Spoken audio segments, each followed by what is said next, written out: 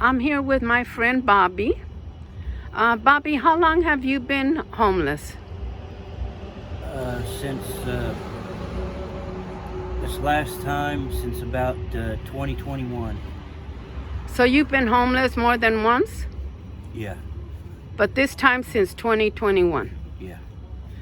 Tell me, what are some of the challenges that you face every day? Food, that's always a biggie. Shelter, someplace to stay, to sleep, to live. Trying to steer clear of bad influences and bad people.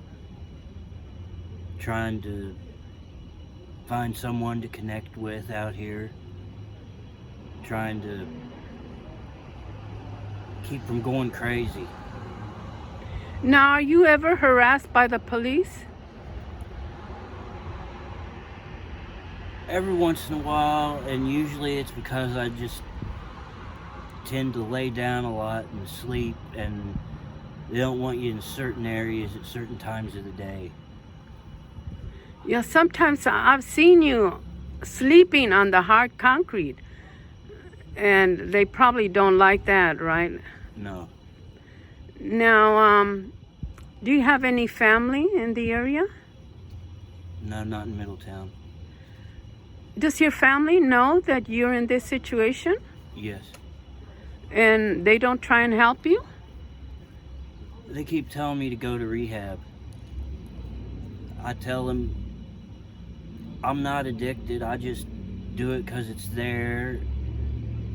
And for me, getting high is better than living in hell sober. So you have been homeless for several years. Off and on since I was about 16. Now, when you were 16, that's the first time you were homeless? Yeah.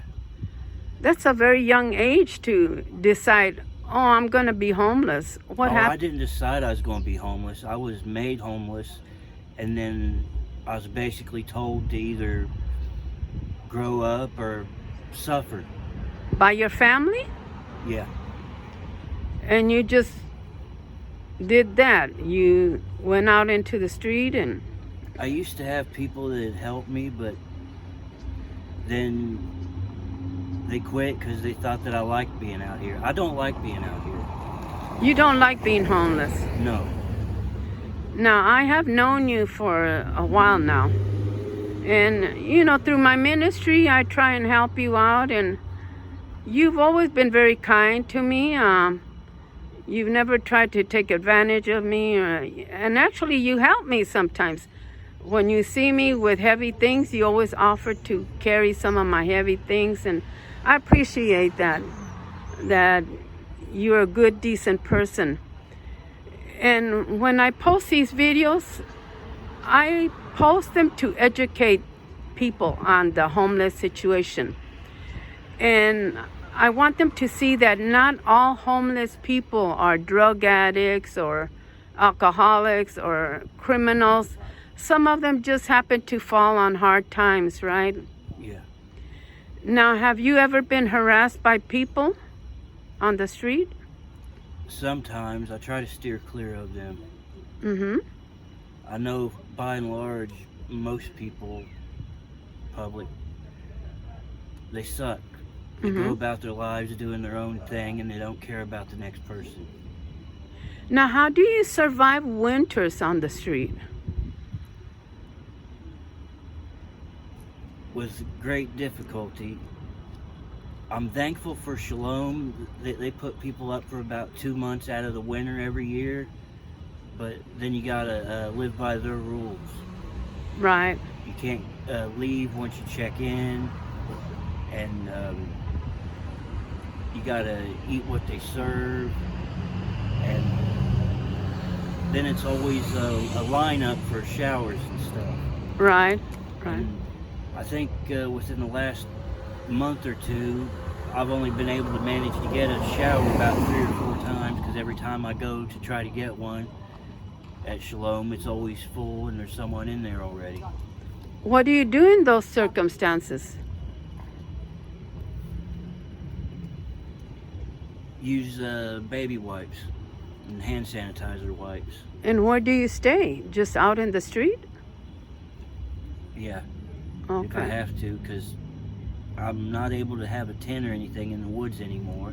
They always run me, and I'm one of the few guys out here that takes care of their campsite and keeps it clean. I know there was a campsite around here that was set on fire like a year ago, something like that. And some of my homeless friends used to stay there. I don't know if that's where you stayed at one time. I was there a few times, and I tried to help them keep it clean and stuff, and told them that they didn't need to have the fire going underneath the tarps. Yeah, I think that's what happened. Somebody just got kind of careless, Yeah. and they ended up setting the whole place on fire, right? Yeah. And then after that, they kicked everybody out of there, right? Yep. Yeah. Now, Bobby, right now, you're in a situation where it's not ideal, right? Nobody likes being homeless. But, you know, I'm surprised that some homeless individuals don't mind. They actually like being homeless. Oh, I do. Oh, he likes being homeless, he said. He doesn't mind. I know some of them that like being homeless. They like the freedom, not having to worry. Me, I've been trying like heck to try and find a relative, because I heard rumors that I had kids or whatever. I always tried to find one of them to, you know, do a guardianship thing. That way I can make sure that they find a place for me somewhere, and I'll have some place to live, and they'll take care of it, and I ain't got to worry, and I ain't got to worry about screwing up.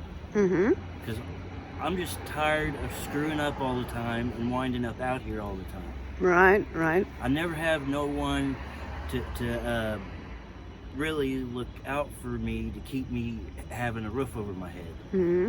All I have is people that they try to look out for me, but then half the time they're not able to look after themselves. Right, right. And I don't hate them. I don't begrudge them for it. I just wish a lot of us could do better out here. Now, Bobby, I met you like last year. And at the time that I met you, you were in a very low point. Emotionally, you were going through some rough times. And I tried to give you words of encouragement. And at the time that I met you, you told me that you had just come back. You had tried to drown yourself, right? Mm-hmm. Because you were so depressed. Yeah. But thanks to God, you did not have very good luck doing that, right? Right. You want to share about that? What happened? I got stupid and tried to do myself in, because I got tired of being out here and not getting any help when I asked everybody that was supposed to help when I need help, and they didn't give me any help.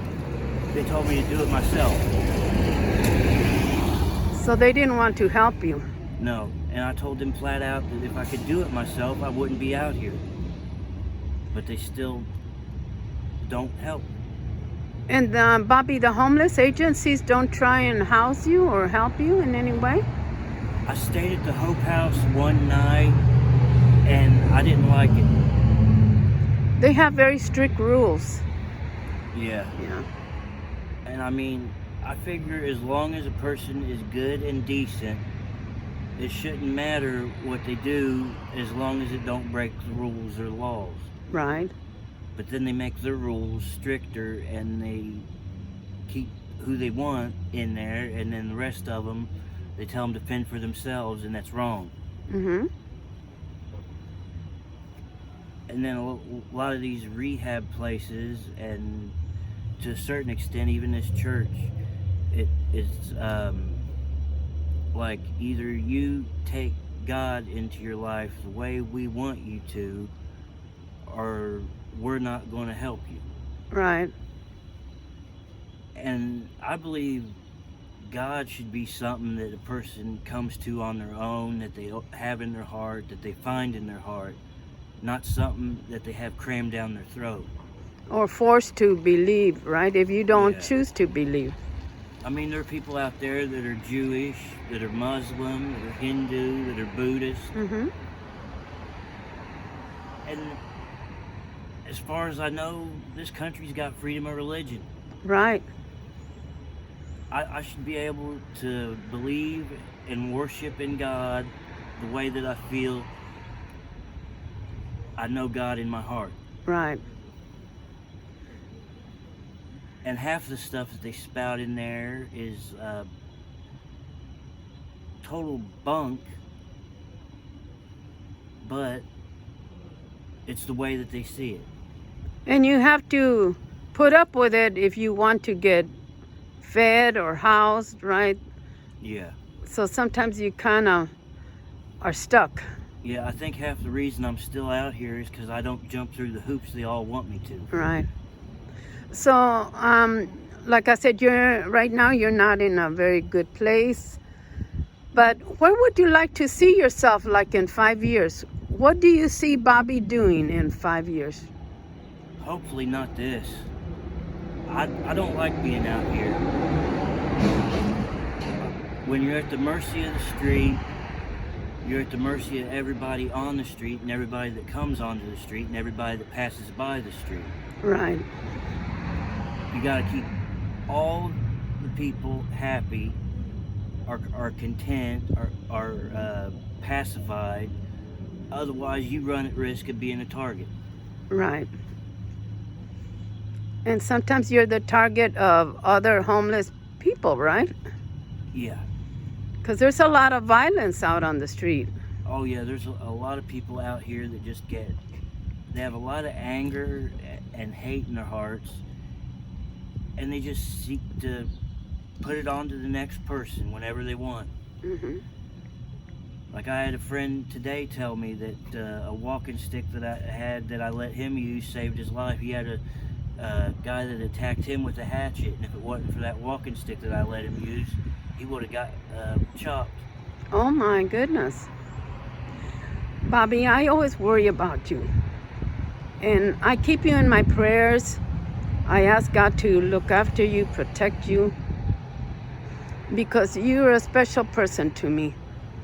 And look, I noticed you're even wearing the sweater that I gave you last year. Yeah. I'm glad you still good. have it.